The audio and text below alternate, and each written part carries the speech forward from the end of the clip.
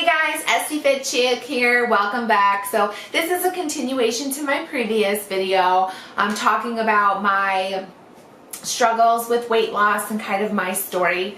So as I was saying, I had gotten in a relationship and I kind of just fell off the wagon. It was about the relationship. I didn't have as much time to work out. I didn't have the discipline at that time to continue to eat the way that I was, because I am a creature of habit, and my habits, I mean, my life was changing, so my habits were changing.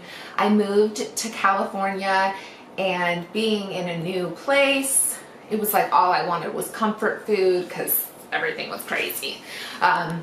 So for a few years, well, I'd say a couple years, I started to pack on the weight because I'm an endomorph, and that's what happens. I can gain weight really easily. So I tried Weight Watchers. That didn't work for me at all. That was awful. I tried other things. I tried eating low carb.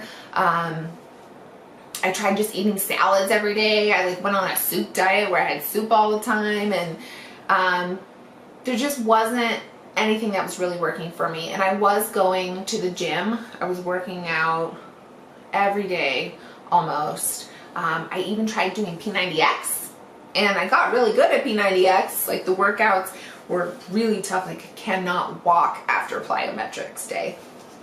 But I was doing that. I was waking up every morning. I bought an elliptical for my apartment. I was doing everything, but still not losing it. And I think that at that time, it had a lot to do with my emotions. I just wasn't in a place that I was really happy with really anything in my life. And I didn't even realize, I wasn't even aware of it. I was just kind of an autopilot. And you have to be focused, and also your emotions can make you gain weight, especially if you're an emotional eater. So when I would have a bad day, I would turn to food. And I have to say that I'm honestly a food addict. There are certain things that are triggers for me. I love Oreos, but Oreos are a serious trigger. I imagine that is what heroin is to a drug addict, an Oreo is to me. Once I can't stop. And it's not just Oreos. It's not oh, I'll just eat the whole thing. I will go on a binge, and nothing is satisfying. So I have to be really careful about the food choices that I make. And when I walk through a store and I see Oreos, I'm oh, Oreos, I can just have one. I can do it. I can just get a small pack and I can just have one. But I can't, because I learned there's just no way that I can. Sorry, little rant on the side there. Back to it. So emotionally, I just wasn't really in a great place, and I didn't have support at the time. I was away from my family. In the relationship I was in, I didn't have support as far as someone who was going to help me eat the right foods. I would try to eat better, but then it's he would bring home fast food, and then I would be oh, well, I can smell it and I want it. And so then it just kept me off track. So I didn't have the support that I needed to eat the right foods. It's I was buying the groceries that were healthy, and trying to stick to that, but then the person that I was living with was bringing home junk food all of the time. And so it was there, and so I found myself eating those foods, or he would bring home fast food and I could smell it and I really wanted it. And so then I would just give in. And then as soon as I ate it, then I was oh, well, I already ate something bad, so why not eat something? And it was that thing that people do all the time. They're oh, it's okay, I'll start again on Monday. I'll start again. So every Monday I was starting over, and by Wednesday I was failing. And so at a certain point you just give up. And everybody's body is different, and the person that I was with would talk to me everybody's body was the same, and they would always be critiquing me, and it just put me in a place where I just wasn't confident at all. I started losing my confidence as a person altogether, and then I didn't want to do it because I didn't want to be criticized. And then emotionally more, I wanted to eat, because I felt like the only support that I had. So it was just a really hard time for me, and it took me a long time to learn that. So it wasn't until I actually ended that relationship that I was able to get really back into fitness and focus to where I needed to be. So it's a testimony to, if you want it, you'll do it and you'll make it happen, because the situation that I was left in, I had to work 2 jobs. So I was working 2 jobs and I was working out. So I just made the time for it. I would spend my 1 day off a week grocery shopping and food prepping. And where it started was actually with juicing. I decided to try a juice cleanse. So that was an interesting experience.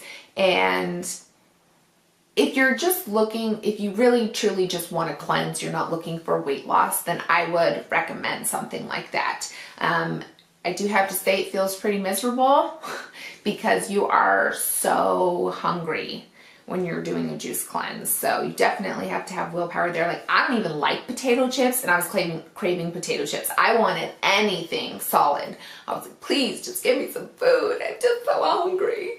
But I lived through it. So, and oddly enough, I did it again. So the first time I did it for 3 days, and then I think the next time I did it for 5 days, and then I tried it for 7 days, and that was miserable. That was just too much. So when you go through a juice cleanse, you are exhausted. You are just so tired. It's hard to make it through your day at work.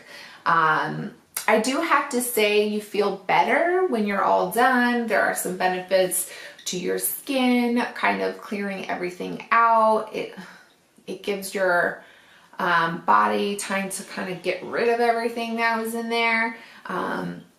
So I don't regret doing it. It's not something I would ever do again, where I don't foresee myself doing. At that time, I just didn't really know where to go. And so I reached out to a friend that I know in San Diego, and I saw that she was going through some fitness changes, and she actually started competing, and I just admire her so much. So I reached out to her and I said, hey, can you give me any tips? And she recommended a book called It Starts With Food. And it's about a paleo type diet. And so I got the book and I looked into it. It's called The Whole 30. And I did it. And I really started to see a lot of changes. Mentally, I felt better. Physically, I felt better. I couldn't work out for a while. It was still like energy fluctuations were a little bit difficult to deal with, but I was doing what I could. So It Starts With Food was a really good book. It was very educational. It told me about how foods affect our body, and there's just so much valuable information there that I use throughout my life now even. So totally recommend the book, even if you're not wanting to do the paleo lifestyle. I just recommend that book just for all the information that's in it. There's also some recipes in there, but it was definitely a good experience. So I got to day 21 and I went camping with my family and my friends, and you can't really diet while you're camping, I learned. It is very hard to eat fresh foods while you're camping because you're very limited. Like, you don't have, obviously refrigerators, those sorts of things. So it was tough. I ended up falling off the wagon while I was out on my trip. But as soon as I came back, I started all over. And you have to do it for 30 days. So I started the commitment all over. And after I did 30 days, I felt so great. And I was getting so many compliments in the changes that I was seeing, and people were asking me, what are you doing? So I was feeling really good. So I actually was like, you know what, I'm going to do this longer. So I did it for 60 days. And then I think what they have you do is introduce certain foods back in at a time to see how your body responds to them. It's almost like a reset. So you add in foods, like one day you'll add in dairy and see how that does, and then you'll go back to eating clean and give it a couple days. And then the next time you'll add in legumes and see how your body responds. That way you get a feel for how your body reacts to things. So that was a really good experience overall. I learned a lot from Whole30, and while I don't do it all of the time, I still have that knowledge base, and I do take parts of that into consideration with my everyday eating. And I will actually be back with video 3 in just a moment.